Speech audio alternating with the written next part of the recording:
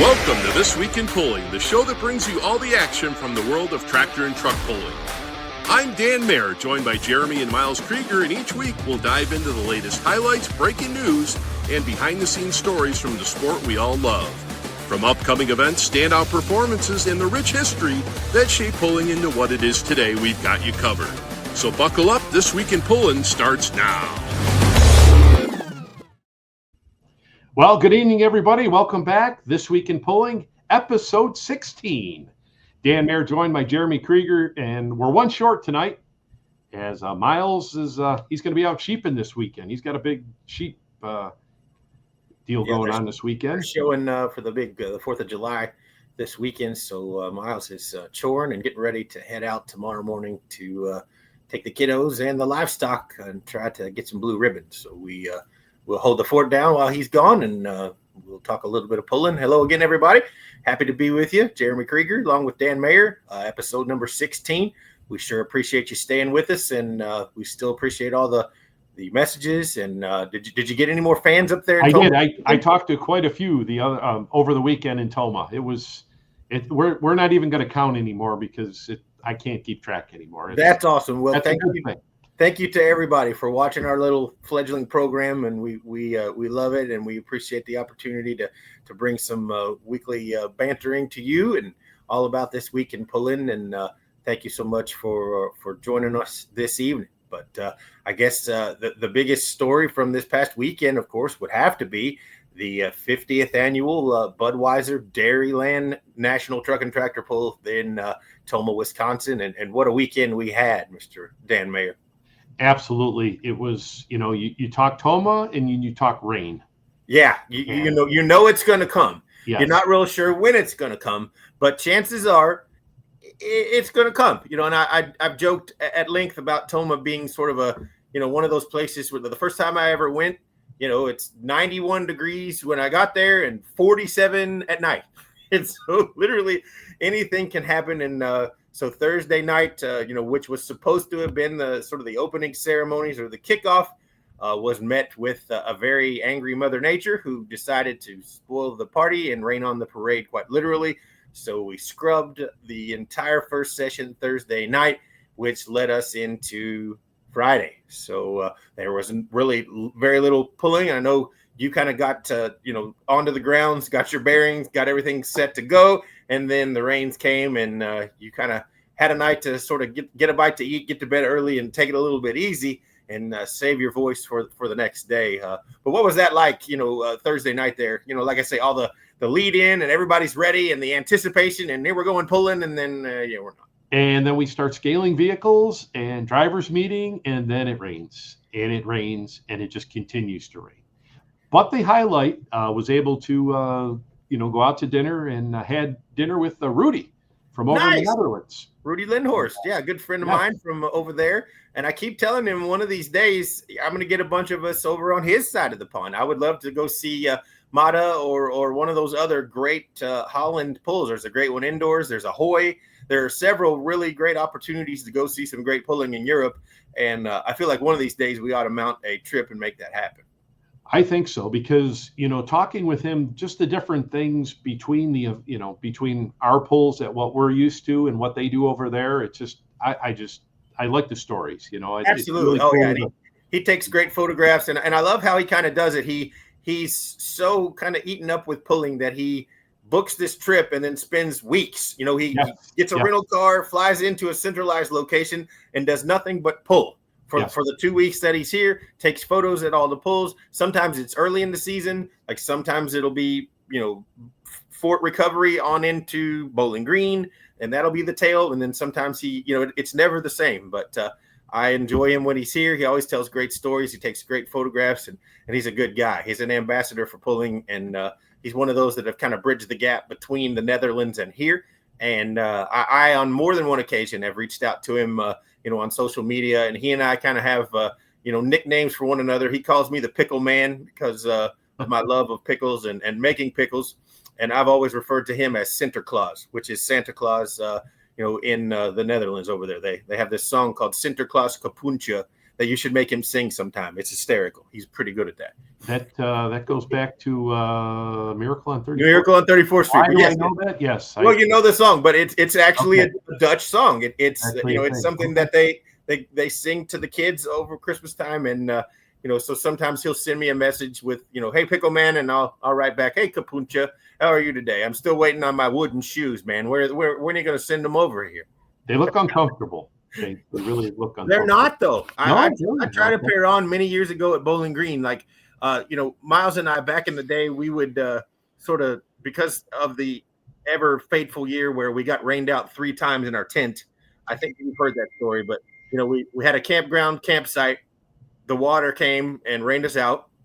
So we moved to a different place, and then the water main broke where we were, and the tent got wet again.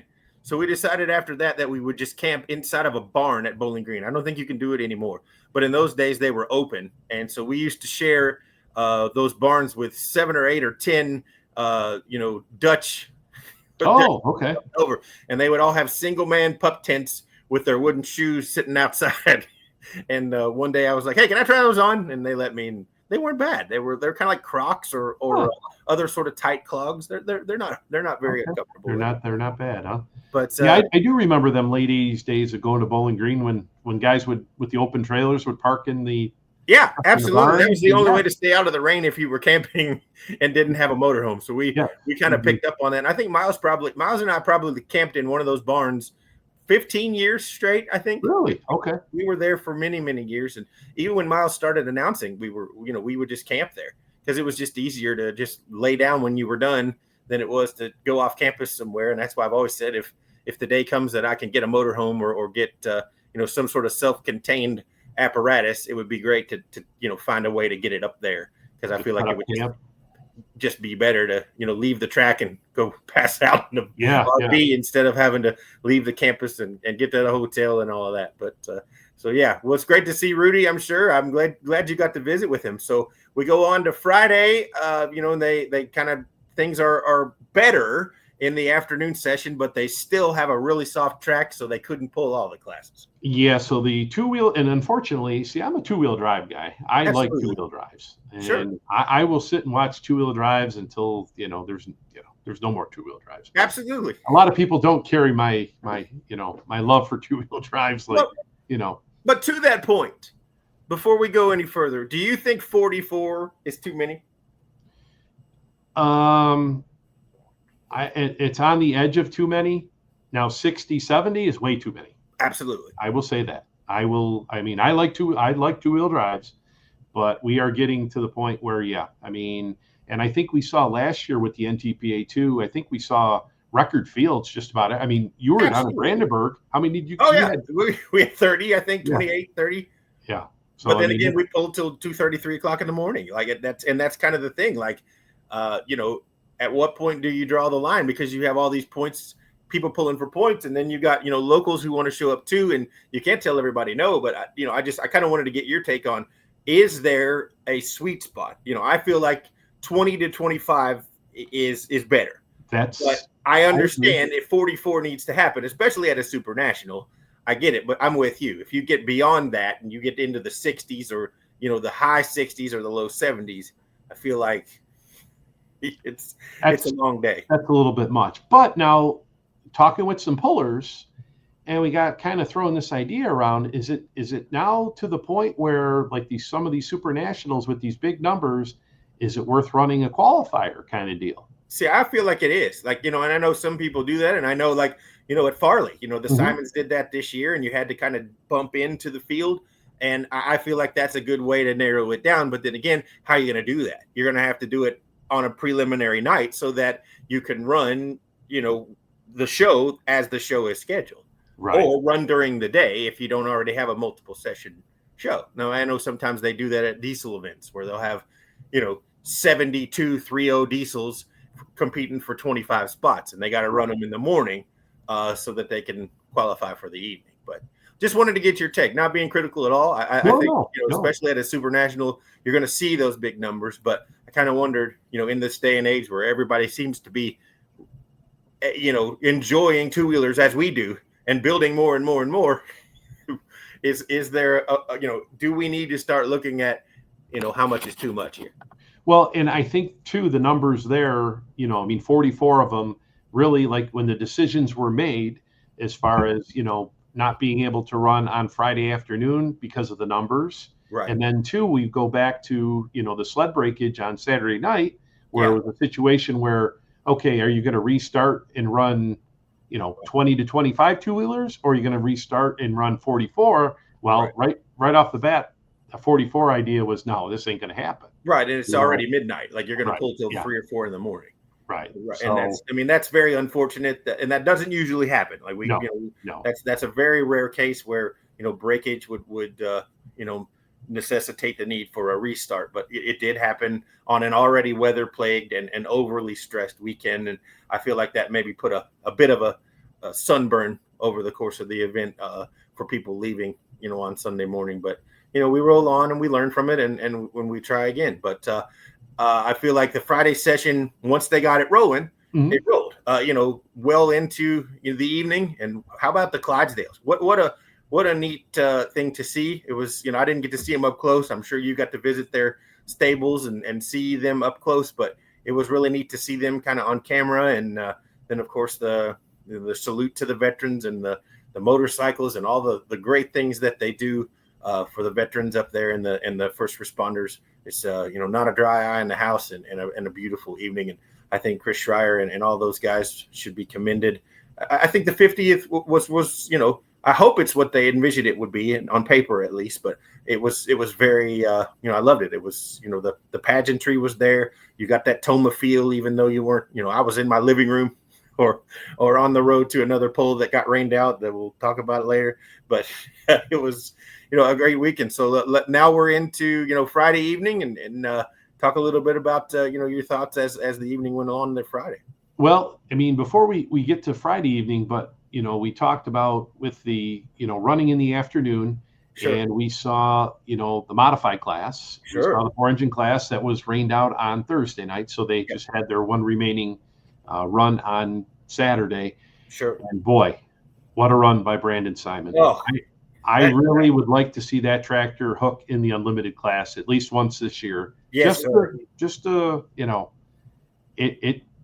it is impressive. I mean, that thing gets hooked up and right now Brandon's in that groove, he's,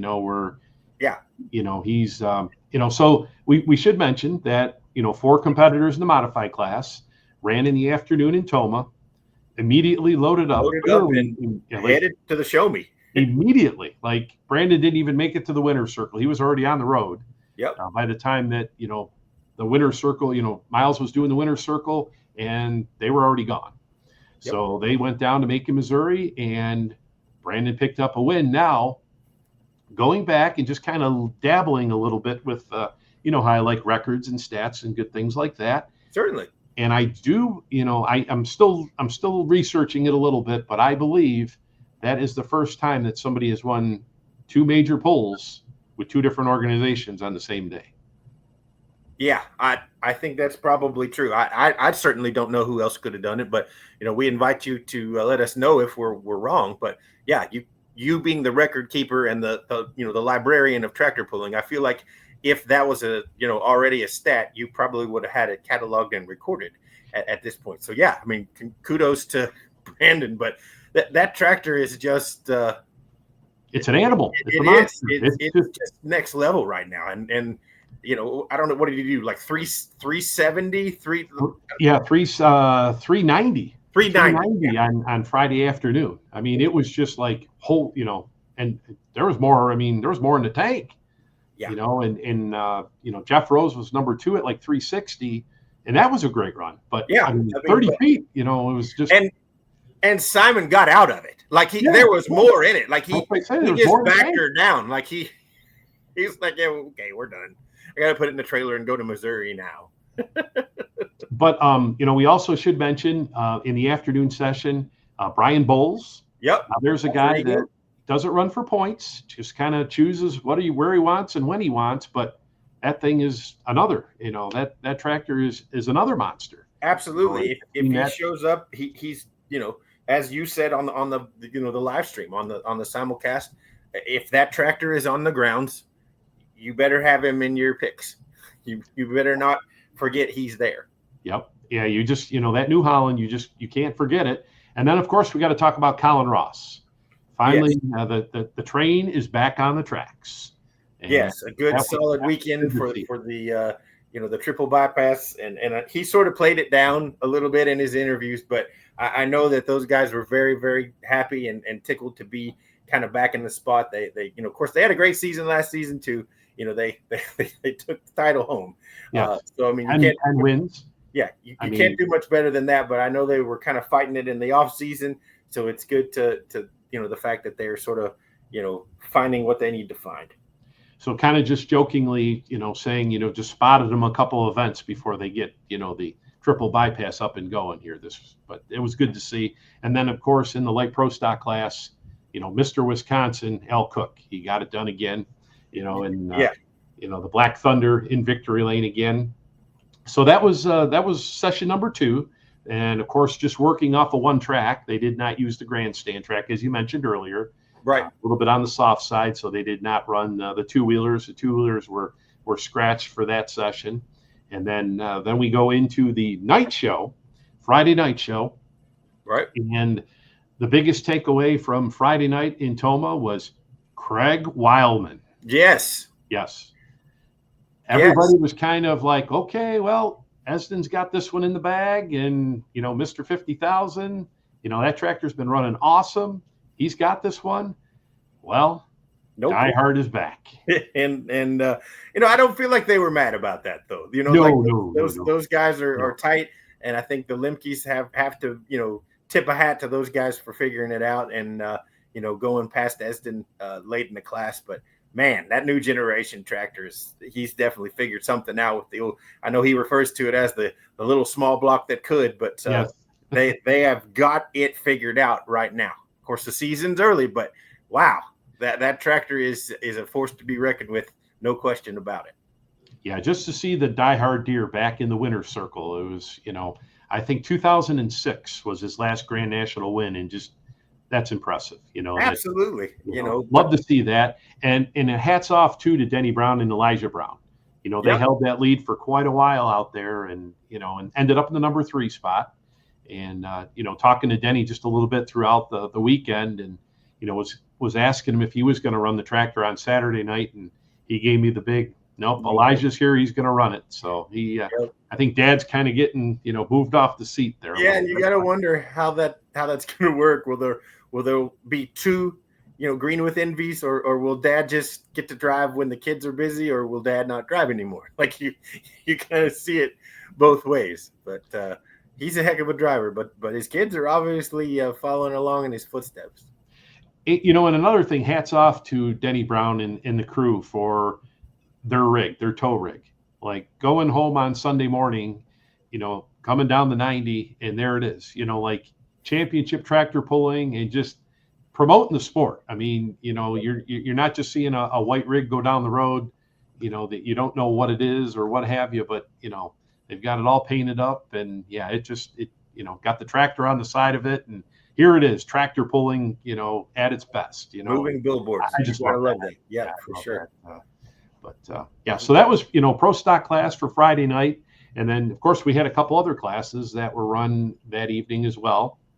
Mr. 50,000, Dean Hollicky was able to take the limited pro class Friday night in Tomah, and then we had Kurt Schvink in the Super Farm class. Those were the regional classes that were ran that weekend. And then Craig Dickey, Super Stock Diesel Truck class. Get that first one. The Cummins killer. Starting to get rolling here. So Craig picked up career win number 2 in Tomah over a great class. And Don Gillette. Hey, how about that? Yeah. First time driving at a Grand National event, and brings her home in silver medal status. I know I talked to Alexis, and she was kind of on pins and needles. She had to stay home and do family stuff. I think one of the kids had sports or something. And Nick was home with the kids going to a tournament or something. And we ran into Don on Thursday night at the restaurant, and he kind of downplayed, well, I don't know. And sure enough, I was harassing him on Friday night, like, rookie, my foot. Sandbagging, Yeah, absolutely. But great job. And Jeremy Yeager, too, with the trencher truck. He held on to the lead there for quite a while as well. So, a great class of super stock diesel trucks again. Absolutely. And then, of course, super semi, Pat Island. Yep. Now, just because I'm the stat guy and I like looking at different things, I was kind of looking because we got this weekend in Dorr, Michigan, we'll have super semis running. Sure. And right now, Pat's got 4 in a row. And I was just kind of curious, where is the record as far as how many in a row? 10 in a row, Gary Rarig. Okay. 10 in a row. So that, remember, he was part of that prohibited team back in the day. Greg Hibbets and company, sure. Yep. So he 10 in a row is the record for super semis. So is that early 2000s? Like where? I think that was like 09-ish, 08, 09. I want to say that was where the record when that was one of them seasons there. So that's where that sits. So because I was curious where he. Six to go. So where he sits, but and then we got to talk about the light mod class. We do. I think they stole the show on Friday night again. Yep, and we talked like they would. Like you and I talked at the beginning of this season that this class was going to be so much fun to watch, and it has been. And the best part about it is all the tractors make passes. Chase had his first his debut run, his light mod here in Tomah, and the way it kind of worked out was. The plan was Dave was supposed to drive the tractor, Dave Richardson. Right. But they were running unlimiteds and the light mods at the same time. So, and by the luck of the draw, they were right next to each other running. Gotcha. So Dave actually had to wait up and so he could watch Chase make his run because he was technically ready to go next. So, yeah, but that never happens. But Chase had to drive it, and Chase was kind of joking around. He said, thankfully, in the winner's circle, I'm sure you saw, he said, thankfully, the Joker tractor went out of bounds because otherwise I would have been last. So, hey, first time driving, it's got to be a different sensation. But that class, like you said, that class is going to be, and we saw it, RJ Simon and, a big run there, just beating Papa Wayne, who finished up number 2 in session number 3. And then Todd Weiss. The Feist tractors are right there this year, and good to see. So I think real tight class, and I think everywhere that they run, and they'll be running again here this weekend in Dorr as well. And then we got to talk about the Unlimiteds on Friday night. Yes, sir. So Dave Richardson picked up the victory with the foursome tractor. He was early in the class. Joe Ader finished up number 2, and then Brad Benedict with the Making Sense. Now, that is their tractor from last year, the 3-engine tractor, now that they've stepped up to the unlimited class. So now they're running 3 unlimiteds out there in the class. And it's crazy. Yeah, it's just the work. Oh, my gosh. So unlimited class, Jeremy, you're watching. Yep. Tell me about the run that impressed you the most. You and I talked a little bit about this before the show started, but I feel like Nathan Fry, when that tractor took off, it just dug and the wheels came down, and I looked at this and I'm like, oh, this guy's ought to pass. He's got this. Just don't let out of it. Stay with it. You're going to win this class on your first class in this new tractor. Oh my gosh. And I'm like, he's going to do it. He's going to do it. Boom. Front comes down, tie rods break. And of all the class that night, that tractor just dug in, and he kept. I mean, he asked for it, and when it hooked, it just went. And I'm looking at it like, okay, game over. Just get to the 330-foot mark or wherever you got to go, burn it in, take your money, and run. And 291 was lead distance in that class. I mean, but I feel like he would have gone 330. I mean, I feel like he would have kept on rolling. Because he was just on a tear, but unfortunately, just cut out on him. Front comes down, and I my hopes were dashed there for a minute because I thought, man, this would be a feel good story. Brand new tractor, guy learning the ropes, goes out there and magic happens. Lightning in a bottle. That tractor was hooked to the track. Absolutely, yeah, I agree. I think that so Nathan Fry, rookie in the class. used to run the albino buck back in the Right. day, Super Farm, Sure. and moved into Supermod 4-wheel drives. And, was talking with him a little bit during the afternoon there. And, where did this all come about? And Right. this was really an end game. He says, I really, his business is at a point where he says, I can afford to do this. Wow. And this has always been an end game, but I just kind of working my way up, and it's awesome. Awesome to see that tractor back out, and 13 Unlimiteds this weekend. So that makes me smile. That Absolutely.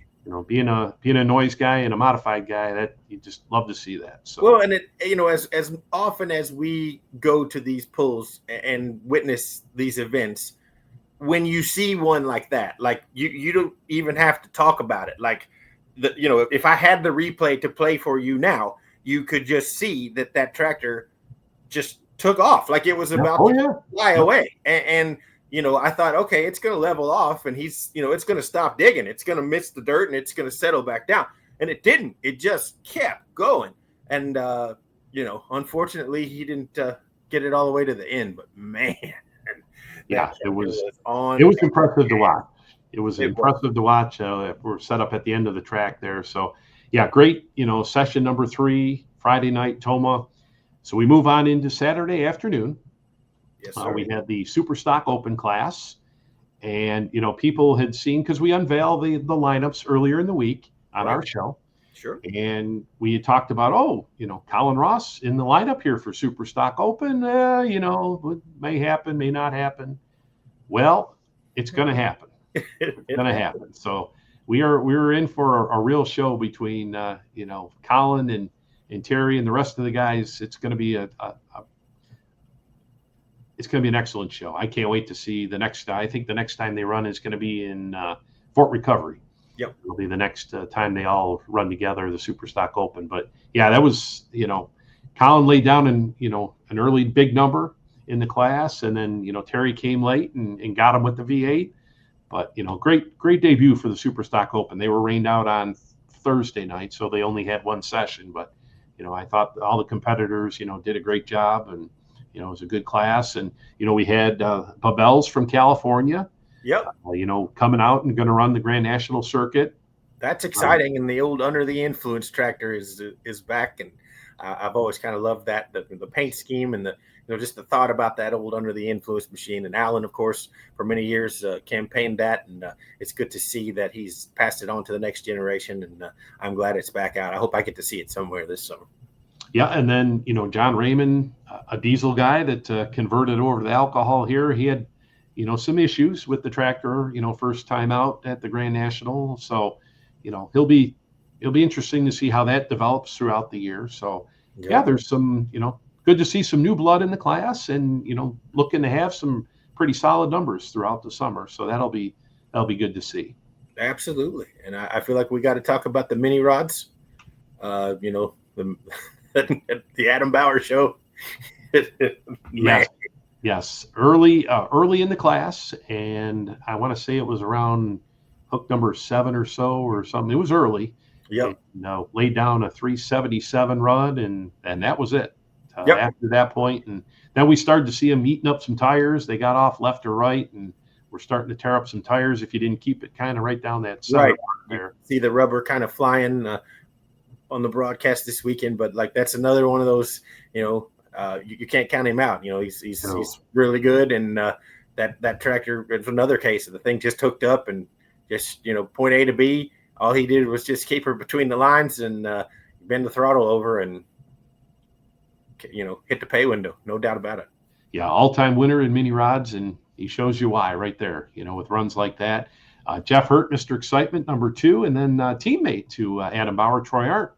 Yep, former super stock guy that run mini rods here the last couple of years, and he had a nice run in that number 3 spot. So yeah, that was mini rods. That was their only hook for the weekend, and they all did a great job. And big numbers of mini rods. I think we had 33 or 34 out there, and fun class to watch. Good to see some of the state level guys out there. Good to see Kevin Dick up that way with the cat sass, and of course the goozes are always fun to watch up there. And I enjoy it. That's kind of my one of my loves about Tomah, where you sort of see this confluence of Grand Nationals and regional guys and people who are relatively close to get to Wisconsin, and you kind of never know who's going to show up, but it's always a good show in the minis as well.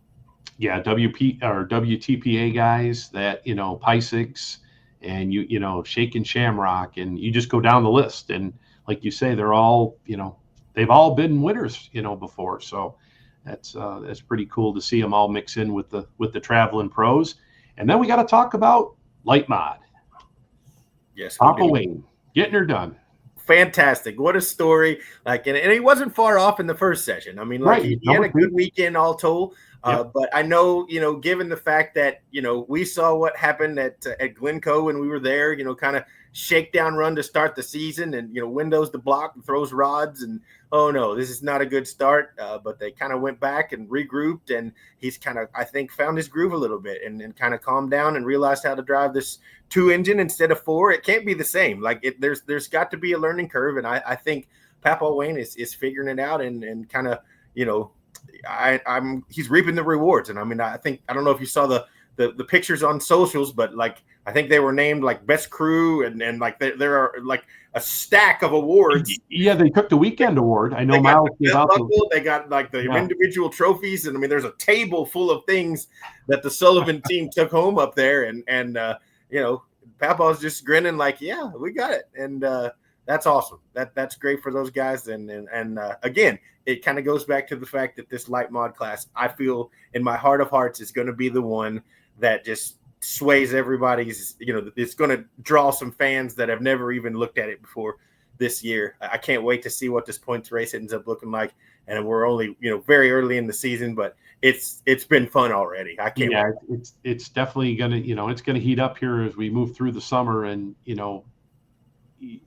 they talk about, just concentrating on running the light mod this year, not putting that third engine on. And I think that really is, it definitely means a lot, Sure. Just, with the setup and everything. And I think that's going to pay dividends for them, throughout the summer here. And we'll see that again, light mods will be running this weekend. So, the Papa Wayne and RJ battle will continue here this weekend. So that'll be cool to see. We also got to give props to Johnny Payne at a second place in Tomah on Saturday afternoon. So great run for that young man. And, like you say, the future is very bright in the sport, and good to see Johnny have a good run.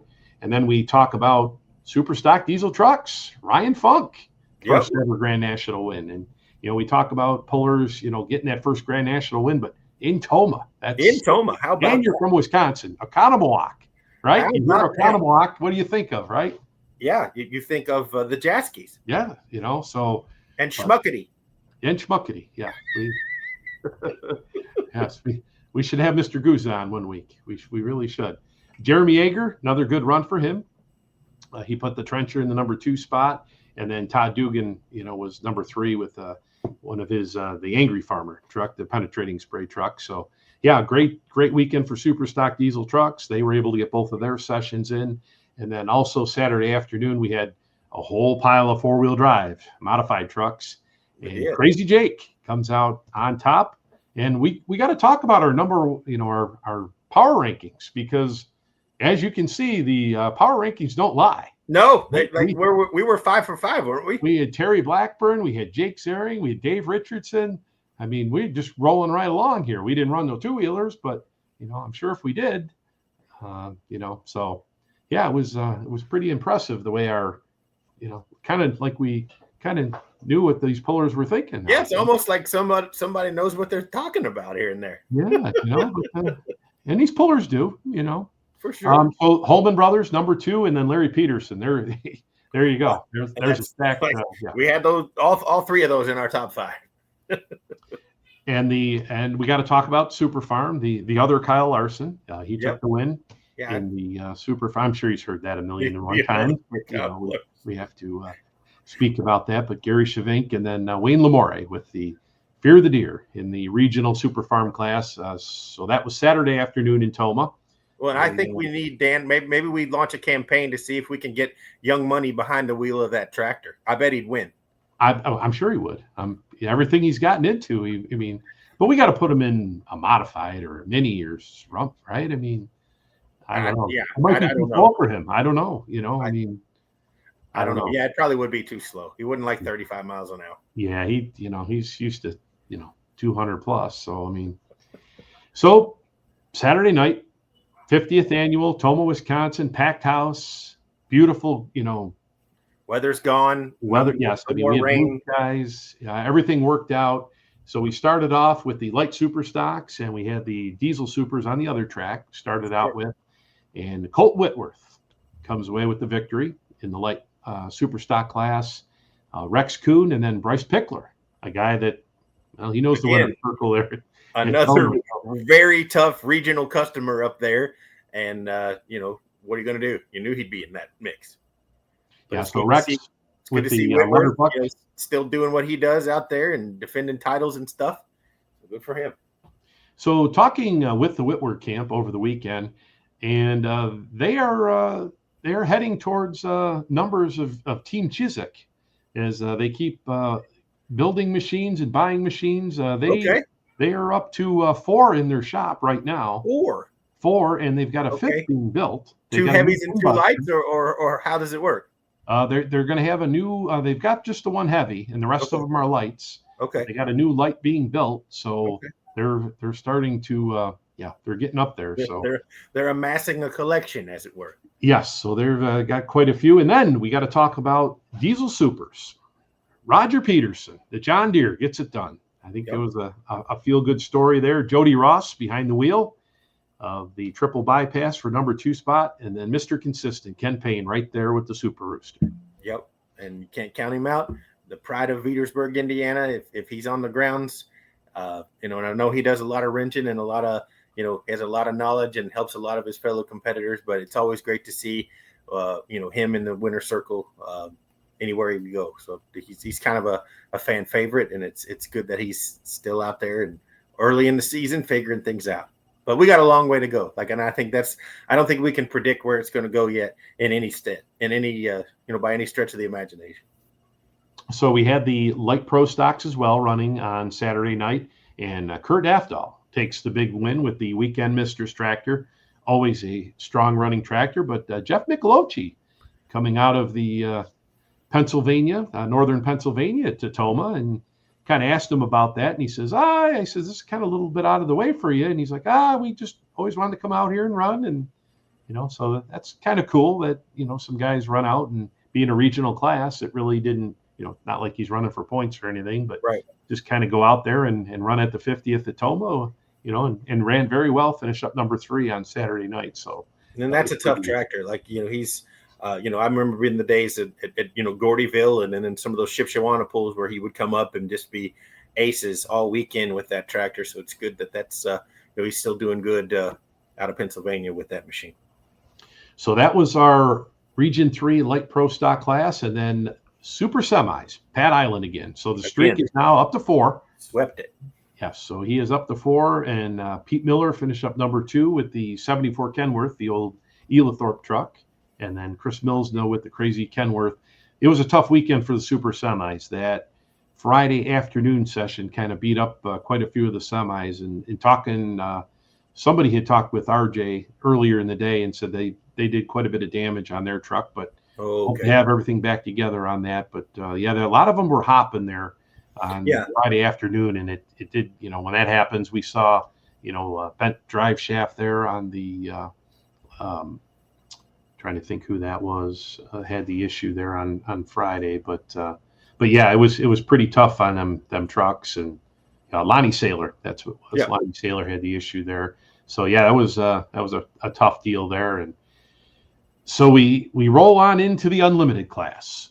Now it was brought up last week. There was an announcement made that through Full Pull that going to have the unlimited class from Tomah on ESPN2 this year.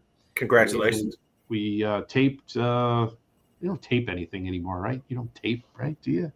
You recorded. You recorded. Yeah. Okay. So Friday night show was recorded just in case something happened Saturday. We weren't able to run the class, but the idea was to run the Saturday night class in Tomah, and boy, did it deliver. It did. I mean, I would have to say, all my years of watching pulling, that was probably one of the best classes we have ever seen. It was top 6 were within 6 feet of each other. You never see that. Never see that in unlimited class, and Billy Beers came out on top with the War Wagon. And the most interesting fact about that is Billy's first ever Grand National win. Really? I saw that and I go, you got to be kidding me. I thought with the old Stampede, I thought he's I won did the not Enderley. know that. He's won the Enderley a couple times. I did not know that. Yep. First Grand National win. And I went back and I looked and I'm like, yeah, it's legit. So congratulations, Billy and Mr. Sudden Thunder himself, Wayne Keefe, crew chief. They got it done. They did, all the way from your old stomping ground. Yes, Queeman's Hollow, just south of Albany, so east of me. But remember seeing him run on the regional circuit or on state circuit with us with the old War Wagon, and good to see him get that done. And what a run he put down! That was impressive. And those of us who will forever be fans of the classic Paul Norman livery and the all pro schemes of the Yes. The 80s and early 90s, you got to tip your hat to Billy Beers for because that's where that tractor went. And of course he to an extent has kept some of those colors and made it resemble the tractor we knew and loved from those days. Yep. And actually the name Stampede, which goes back to when that tractor originally was built. Right. So you kind of show, because Billy, I'm trying to remember his family sold T-shirts or something. They were just big fans back in the early to mid 80s there, and they would go all over to watch the Grand Nationals, and so that's. But yeah, Brad Benedict finished up number 2, and then Wayne Purser back in action, and it's going to be a great season for unlimited competition. I can't wait for Chapel Hill in a couple weeks because we're going to see that battle continue here, and Brad Benedict finished up number 2 with the Making Sense. They're, converted, modified to unlimited. And yeah, like I say, 6 feet separating the top 6 in that class was just impressive. So yeah, but it'll make great TV for ESPN2, when that's all clipped and everything was done with that. And any idea when they expect those to air? Nothing that I have heard yet. I'll see if I can find out some info on that. But all the interviews at the end of the track were great. All the pullers, all give great interviews. So yeah, it's going to showcase the class very, very well in the sport of pulling very well. So that'll be pretty awesome. And then we had another pro stock class. We did, and we got to talk about this one too. Yes, another great show with the pro stocks. Yep. We saw it about mid show or so. We saw all of a sudden, the track just seemed to get a little better. And there he was, R.J. Simon, pinch hitting for Brandon, because Brandon was down in Missouri. But he was able to pick up his second Grand National win with the Loudon Heavy X. Teammate Brent Meyer was number 2, as did Lemke, right there in that number 3 spot. So another, it was a John Deere sweep there, 1, 2, and 3. But just a great class. Both the pro stock classes all weekend were great to watch. And and it was great to see, after the pull, the Simon brothers kind of bantering back and forth with the hired gun. Got a good hired gun. Brandon was like, "Yeah, I think we'll hire this guy. He's a good hired gun while I'm away." But RJ's definitely no slouch aboard those pro stocks. And but yeah, I'm with you. I think light mods and pro stocks for me, are the best single two. If you look at both sessions, they were the most fun, I think, for me to watch in terms of, and then that unlimited class too. But I mean, just in terms of overall competition and watching and waiting, I enjoyed those light mod classes and the pro stocks. But yeah, I'm with you. Esden Lemke is on a tear right now. So it's going to be interesting to see how as the season. Obviously, we're early, but if things continue like they do, I think we're in for a barn burner of a season. And that Enderley at the end of the year is going to be, just getting into that top 5 to make it into Urbana is going to be a war. So that without question. Yeah, I think no holds barred.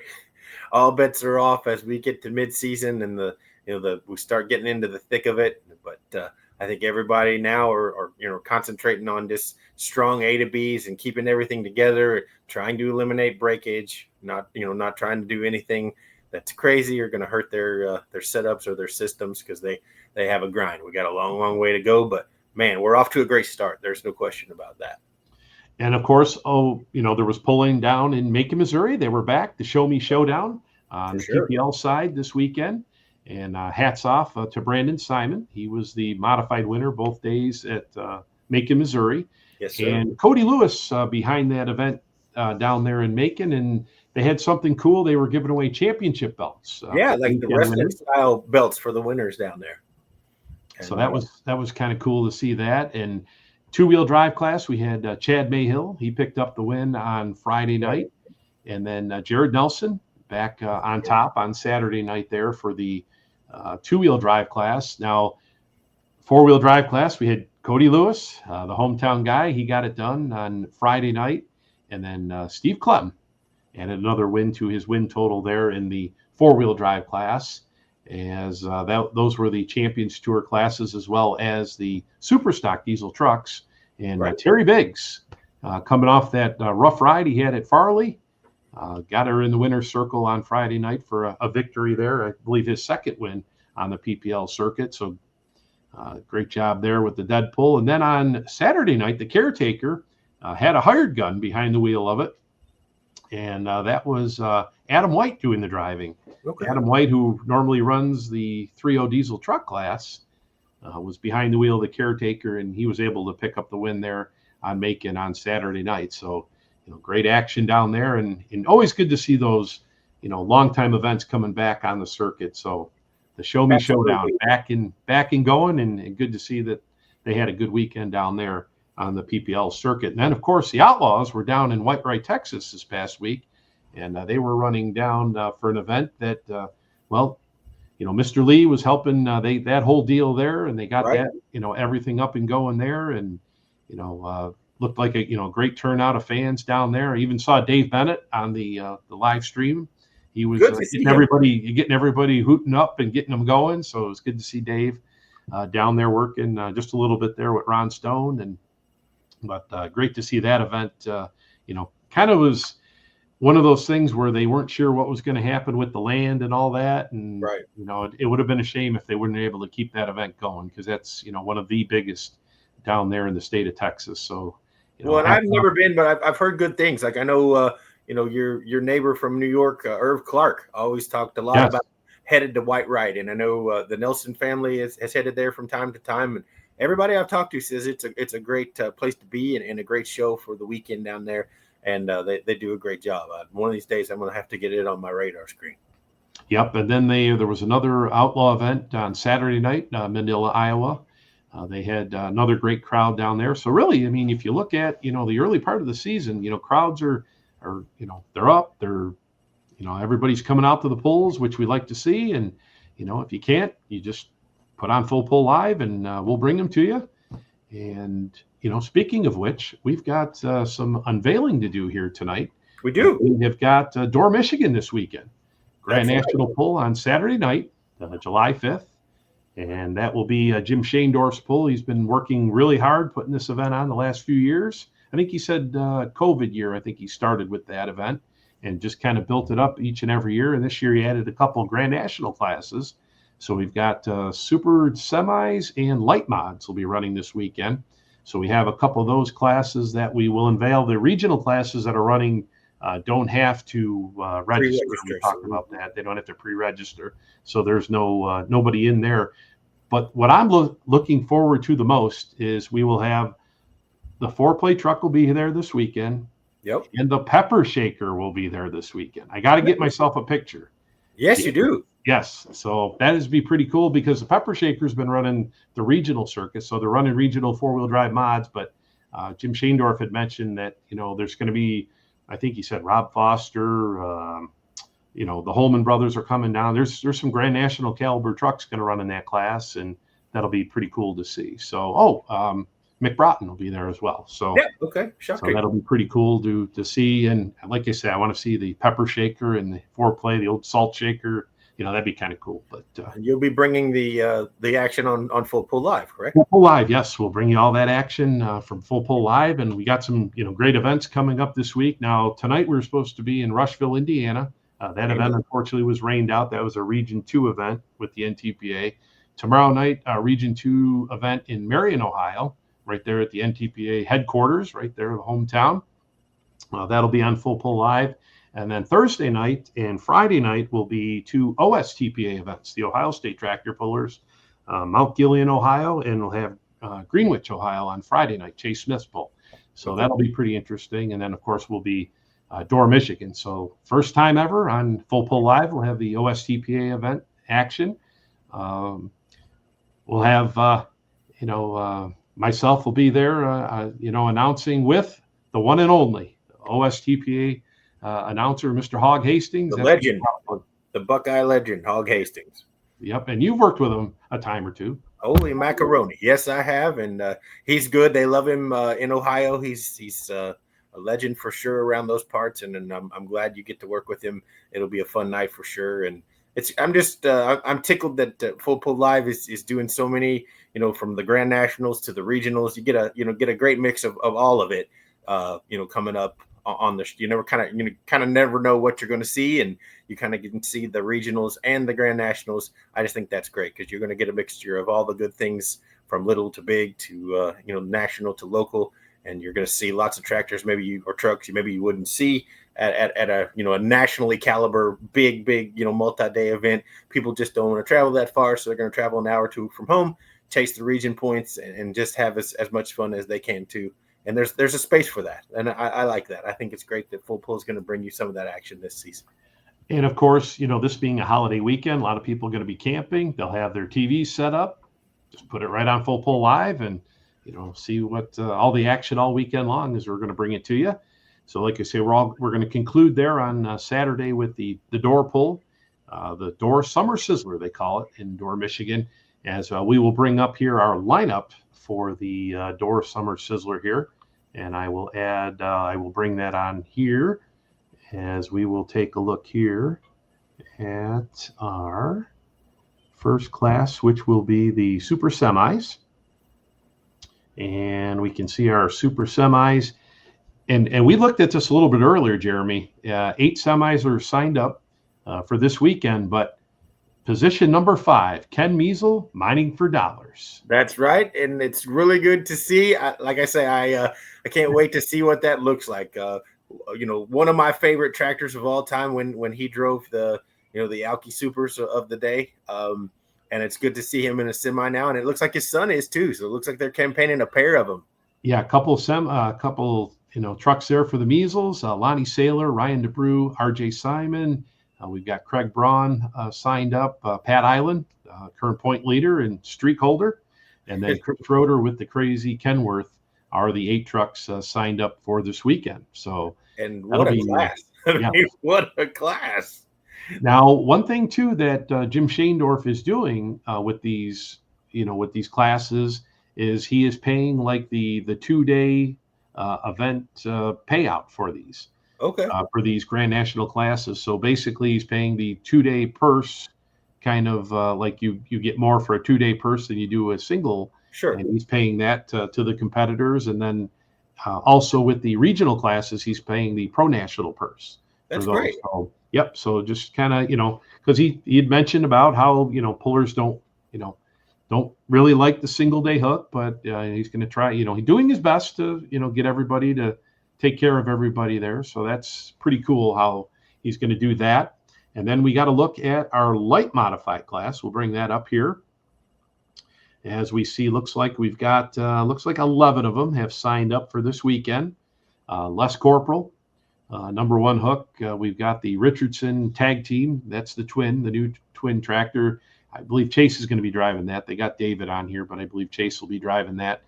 Craig Sage, Mike Shaneman, Wayne Sullivan, Terry Feiss on the list, Bill Voorhees, Johnny Payne, RJ Simon, Todd Feiss, and Austin Berry will be our lineup there for the light mod class. And so, yeah, pretty stout class there of light mods. Absolutely. Weekend. So that will be that will be the lineups there for those classes. So yeah, those are the Grand Nationals, and then we'll have 3 regional classes: the 4-wheel drives, Super Farms, and the mini rods will also be there as well. And it looks like some great fields in those classes as well. So, NTPA regional and Grand National action there from Dorr, Michigan this weekend. And well, that pretty much covers it for everything heading into this weekend here. Going to be a busy one, but then the following weekend they'll be heading out to Rock Valley for that big outlaw event out there. That's going to be, hopefully Mother Nature gives us a break there and we get some great weather out there. But what's on your plans, Jeremy, for the next couple weeks here? Well, I will this weekend on the 5th be with the Pro Pulling League at the Wabash Valley Fairgrounds at Vigo County, Terre Haute, for 4 classes on Saturday night, the 5th. We'll have the Super Farm tractors, Hot Farm tractors, Pro Stock 4-wheel drives, and the Limited Pro diesel trucks. So there'll be a session Saturday night, and then I will be on the road the following weekend. I travel the 11th to Jerseyville, Illinois, for the big show there, the Jersey County Fairground. And I believe they got 2-wheelers, and I'd have to look to see what all is there, but I think 4 classes there too. And then Saturday the 12th, I leave Jerseyville in the morning and have to come back home, and then I will be with the Mid-South bunch in Elizabethtown, Kentucky, on the 12th, just about an hour south of here, for another, I think, light limited supers and Supermod 2s and Pro Stock 4s there as well. So a good couple weekends, and then from there we go to we'll do a KTPA show on the 17th. Then we go to Henry, Illinois on the 19th. Then the 25th and 26th will be Grand National, Meade County and Brandenburg. Before you know it, it'll be August. Yes, I know. They're just clicking right along, and great pulling action. You'll be at the action track. The Hamilton family, they promote that great event over there, and I've done that one the last couple of years, and a bunch of good people over there. And I still have to see a race there. Every time that I've been there for a pull, and it's like, man, I got to see these. I got to see USAC sprint cars here. Yeah, I was going to say, I've never seen roundy round cars. I've seen the drag strips a few times, racing at the same time as a pull, but I've not ever seen the action track. So again, I'll go with you. We'll figure that out. We'll get. Yeah, we're gonna see a race there one of these times. But it's only 3 hours. It's not far from here. We can make that happen. Yeah, no, it's not. It's just a skip right over the hill there. It's not too far. But well, that'll pretty much do it for this week. I would have to say is. We got a lot of pulling coming up this week. Once again, tomorrow night, Marion, Ohio, Region 2 action on Full Pull Live. And then we got 2 OSTPA events Thursday and Friday night. Mount Gilead, Ohio on Thursday night. And Friday night will be Greenwich, Ohio. And then everything will conclude at the Summer Sizzler on Saturday night, July 5th.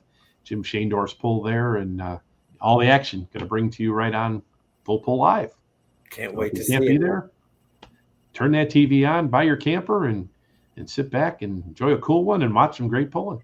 Absolutely. And let's just pray that Mother Nature is happy and nice to all of us, and that we can get these events in. And I've already been the victim of a double rainout this past weekend in Glasgow, Kentucky for the KTPA, and I hope that's the end of it for me. I hope I don't see any rain either, because the pull you were going to, wasn't the pull track turned into a river? Essentially, yes. Yeah, it was pictures there. It was a water park. Yes, sir. It was. Would have been a lazy river for sure. Yeah, we had enough rain up there in Tomah to keep everybody happy. But good luck to Miles this weekend with the ribbons. Hopefully, everybody they take home all the ribbons this weekend, and their big show. I will tell you, I forgot to tell you, I was at Glasgow. I did get onto the grounds before the rain out Friday night, and the old Heartbreaker 2 was on site. Really? Okay. It was. Did you get a picture of it, or? I did not. Okay. It was pouring rain, so I just sat in my car. Okay. But it was there. So chances are maybe we'll see it again down the road somewhere, and I'll get a picture when it's not so wet. Speaking of the Heartbreaker, did you see on Vaughn's Purple Sled? I did. You did, huh? Yes. I did. Sponsored by the Blue Shirts, and of course their catchphrase, we're going to get you. Get you. Yes. That was good to see on there. I love that throwback there to the that sled there. But that was cool to see. So, well, that'll do it here for episode number 16 this week in pulling. Jeremy Kreiger, Dan Mayer, we'll say get out to the pools this weekend. Enjoy your holiday weekend. Be safe if you're traveling somewhere, and enjoy the weekend. Thanks for watching, everybody. As always, send your messages and give us your feedback. We covered it, and we thank you so much for watching tonight. Be safe, everyone. We'll see you.